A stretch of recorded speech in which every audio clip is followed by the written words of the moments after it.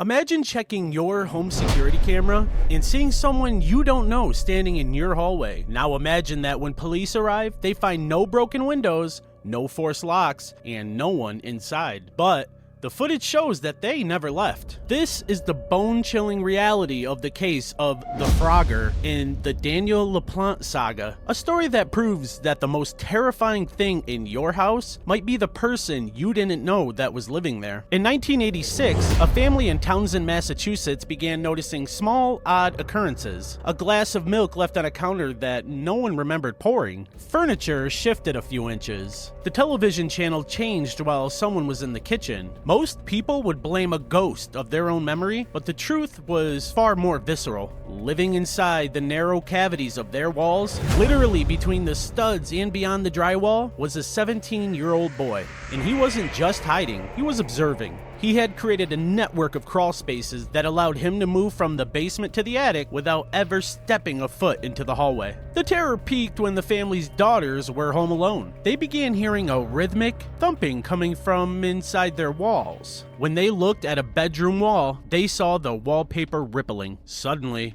a figure emerged from a tiny concealed panel, dressed in a bizarre costume and holding a weapon. He didn't just want to take their belongings, he wanted to terrorize their minds. He forced the family into a bathroom, locking them away while he reclaimed his house. When the father returned home and managed to chase the intruder into the basement, the boy seemingly vanished into thin air. Police searched the home for hours, finding nothing. It wasn't until a stray piece of clothing was seen poking out from a small gap behind a heavy cabinet that they discovered the internal labyrinth. He had been living in there for weeks, eating their food, watching them sleep, and listening to their private conversations inches away. But the most unsettling part of this story, this was just the beginning. After being caught, his obsession didn't fade. It just darkened. He eventually escaped custody and returned to the same neighborhood to commit an even more unthinkable act against another family. It serves as a haunting reminder that a locked door only works if the threat is on the outside. Sometimes the shadow you see out of the corner of your eye isn't a trick of light. It's a roommate